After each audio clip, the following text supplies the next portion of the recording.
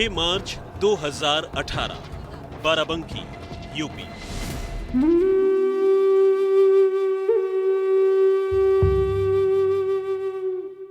दरियाबाद के तारापुर से 19 साल की नेहा सुबह सवेरे अपनी साइकिल से इम्तिहान देने कॉलेज के लिए निकली थी, मगर वो कॉलेज नहीं पहुंची। घर वालों ने बहुत ढूंढा, मगर वो नहीं मिली तो बस सड़क किनारे पड़ी उसकी साइकिल और चप्पल।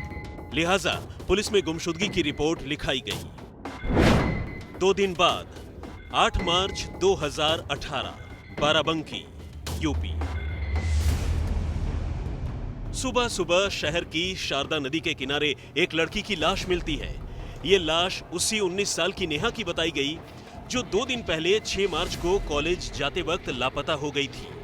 घर वालों ने लाश की पहचान कर ली और इल्जाम लगाया अनिल यादव और राजू सिंह पर। कहा गया कि इन्हीं दोनों ने नेहा की किडनैपिंग और हत्या की है। दोनों को गिरफ्तार कर लिया गया और फिर उन्हें जेल भेज दिया गया। और इनके घर वालों से हमारे यहाँ से कुछ पुरानी 15-20 साल पहले की रंजिशें थी। मुकदमा भी एक चला था छोटा मोटा। उसके बाद इनकी लड़की जब 6 मार्च को गायब हुई, गायब होने के बाद इन लोगों ने मुकदमा दर्ज कराया। मुकदमा दर्ज कराने के बाद फिर 8 तारीख को इनकी लाश मिली। एक लड़की की मतलब अज्ञात लाश मिली नहर में। जब लाश मिली तब इनके घर वालों ने लाश को अपनी लड़की स्वीकार कर लिया। लाश ला के अपने घर पे उसका अंतिम संस्कार करा दिया। फिर विवेचना में मुकदमा चलता रहा दरियाबाद में चलते चलते कुछ नहीं हुआ तो रंजिशन सब लोगों ने मिलकर षड्यंत्र रच के मेरे खिलाफ ऐसा मुकदमा तैयार किया कि मुझको ही जेल भेज दिया। इसके बाद 9 तारीख को एक शव मिला था वहाँ पे नहर में, शारदा नहर में, और उस शव को इसकी माता ने पिता ने पहचान करके कहा था कि ये हमारी बेटी का ही छत विच्छत शव है।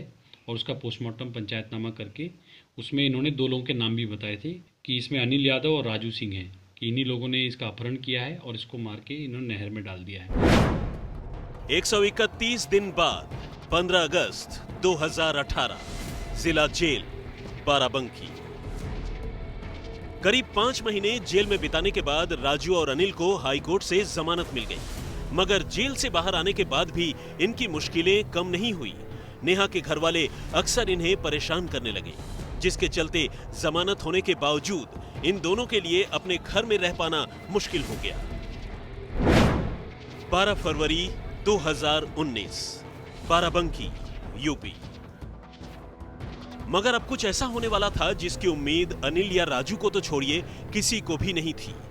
मंगलवार को अनिल अपने छोटे भाई को एग्जाम दिलाने के लिए निकला, तभी बाराबंकी से करीब 50 किलोमीटर दूर एक गांव में उसकी नजर उस लाश पर पड़ी जिसकी हत्या के जुर्म में वो जेल में सजा काट रहा था और फिलहाल जमानत पर बाहर था। मगर हैरानी तो तब हुई जब उसने देखा कि वो लाश न सिर्फ चल फिर रही है बल्कि बातचीत भी कर रही है और उस लाश के हाथ में 3 महीने का एक बच्चा भी है। गांव में दिखी चलती फिरती लाश। अनिल अपनी नंगी आंखों से जो देख रहा था उसे उस पर यकीन नहीं हो रहा था। हैरानगी में उसने उस चलती फिरती लाश का पीछा करने का फैसला किया। पता चला कि वो लाश उसी गांव के एक घर में रहती है। ये चलती फिरती लाश किसी और की नहीं बल्कि नेहा की थी, जिसे कानूनी तौर पर मरे हुए करीब 1 साल होने वाला था। 343 दिन बाद भी लाश जिंदा थी। अनिल ने नेहा का पीछा किया और उसके आगे पीछे की तमाम कहानी खोज निकाली। तब पता चला कि जिस नेहा की किडनैपिंग और हत्या के आरोप में वो और राजू जेल में सजा काट रहे थे, वो तो दरअसल मरी ही नहीं थी, बल्कि 6 मार्च 2018 को वो अपने प्रेमी के साथ भाग गई थी, जिसके बाद दोनों ने शादी भी कर ली और अब उनका 6 महीने का एक बच्चा भी है। लाश मिलने के बाद इन लोगों ने पुलिस को जाके सूचना दी कि यही लोग मारने में हैं और हम लोगों को 6 अप्रैल को जेल भेज दिया गया। जेल जाने के बाद 6 अप्रैल से जेल से निकलने के बाद मैं अपने घर गया। 15 अगस्त को जब मैं घर गया और लड़की जिंदा होने की मुझे पता इधर उधर लग रही थी कि लड़की जिंदा है। अब सवाल ये था कि अगर नेहा जिंदा थी तो उसके घर वालों ने उसे मुर्दा कैसे मान लिया, लाश कैसे पहचान ली, और सबसे बड़ा सवाल कि जिंदा नेहा के कत्ल का इल्जाम अनिल और राजू पर ही क्यों लगाया गया।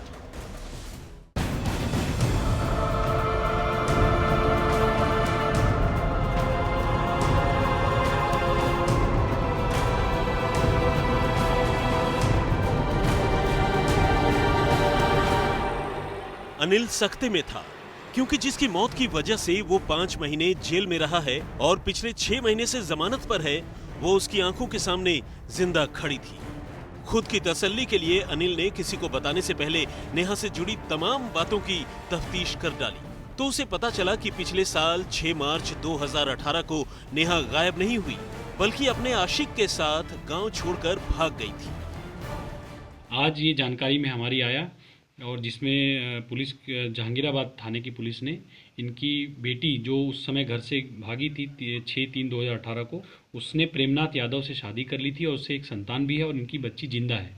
और इसमें 2 लोगों को जो जेल हो गई थी और इनके खिलाफ गैंगस्टर की कार्रवाई भी दिसंबर के महीने में की गई है। तो अब इस पूरा मामला बहुत ही चौंकाने वाला है, जिसमें कि इस तरह की हमारे सामने चीज़ें आई जिसमें कि माता पिता ने गलत ढंग से बॉडी को तफ्तीश की और जिससे 2 निर्दोष लोगों को जेल हुई है।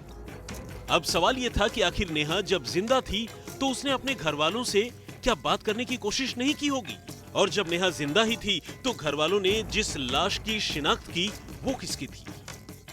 सर हमारे इनका जो रिलेशन था सर, हमारी इनसे बातचीत होती थी। ये सर अपने वहाँ गई थी जीजा के यहाँ, वहाँ मेरी भी दावत थी, वहाँ से मेरा नंबर हो गया। फिर पढ़ते दोनों लोग थे। उसके बाद सर हमने इनसे कहा सर अपने पापा से कह दो शादी करते हैं, लेकिन इन्होंने कहा पापा शादी नहीं करेंगे और हम चलेंगे। तो हमने कहा ऐसे लेके चलेंगे, कोई दिक्कत होगी कहना हम जिम्मेदार हैं। मंदिर में भी कर ली, कोर्ट मैरिज कोर्ट में भी कर ली। बच्चा भी है? बच्चा सर है। ये सर हमें जब पेपर मिला तब हमको पता चला, लेकिन हम ये नहीं पता चला कि कौन बंद है या नहीं बंद है, ये हम अभी तक नहीं जानते सर। जब ये लोग का आज मेरे घर गए, ये कैसे गए कैसे ये गए ये हमको नहीं पता। जब घर गए तो हमने इनको हमको ये बताया नहीं कि आपके नाम मुकदमा दर्ज है, हमारे नाम है, कुछ हम जेल काटे, कुछ नहीं बताया हमसे। मगर पछतावा करके भी क्या होगा, क्योंकि बेखता होने के बावजूद जेल में अनिल और राजू ने जो प्रताड़ना सही, उसका हिसाब कौन करेगा। हमें पेपर मिला था तो चाचा का फ़ोन मिलाया था, तो चाचा ने कहा कि जहाँ पे हो वहाँ पे रहो, अब हमसे तुमसे कोनो मतलब नहीं, शांत से रहो। सर पछतावा नहीं, बहुत पछतावा है सर। हम शर्मिंदा हैं कि हमारी ये गलती सर है कि हम जो पुलिस को सूचना नहीं दिया सर। फिल्मों में दिखाई जाने वाली काल्पनिक कहानियों में तो अक्सर ऐसा देखा गया है, मगर रियल लाइफ में यहाँ जो कुछ हो रहा था उसका अंदाजा भी किसी को नहीं था। अनिल और राजू तो हैरान परेशान थे ही। पुलिस भी सकते में थी कि उसने ये क्या कर दिया। जिन्हें जेल भेजा वो बेकसूर थे और जिसकी लाश बरामद हुई वो तो जिंदा ही थी। अब सवाल ये था कि इस केस का खुलासा कैसे हुआ। दरअसल हुआ ये कि नेहा को गांव में देखने और उसकी तमाम जानकारी जुटाने के बाद अनिल और राजू ने इस बात की जानकारी अपने वकील को दी और उसकी ही राय पर वो दोनों बाराबंकी के पुलिस अधीक्षक से मिले और उन्हें तमाम जानकारी भी दी। इसके बाद पुलिस ने नेहा को जहांगीराबाद थाना इलाके से बरामद कर पूछताछ के लिए थाने लेकर आ गई। ये लोग जब लाश लाए तो लाश लाने के बाद किसी को दिखाया नहीं, तुरंत उसको जला दिया। जब शंका हुआ हमको तो इधर उधर हम ढूंढते रहे, तब से अभी तक मैं अपने घर नहीं गया, जब से छूट के आया हूँ।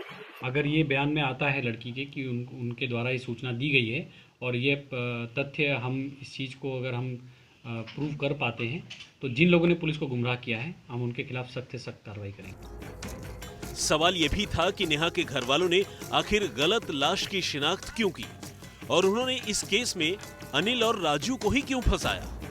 इसका खुलासा खुद अनिल ने किया। एक रमेश सिपाही थे, उन्होंने फोन किया मेरे पास, बोले अनिल कहाँ हो? हमने कहा कानपुर में है। तो बोले कि अभी आके थाने में मिल लो। मैंने कहा भैया मैं कानपुर में हूँ, रात में 10 बजे आऊँगा। कहने लगे ठीक है, जब रात में आना तब मुझसे मिल लेना। ज़्यादा रात होने के कारण मैं 4 बजे रात को जब घर अपने पहुँचा वो कानपुर से, तब रमेश जी को मैंने मैसेज कर दिया कि सर मैं अभी घर पहुँचा हूँ, रात में नहीं आऊँगा, सुबह आऊँगा। जब तक मैं सुबह सो के उठता तब तक हमारे दरवाजे पे पूरा दरियाबाद पुलिस स्टाफ, एसयूजी टीम, सब लोग बराबर पहुँच गए।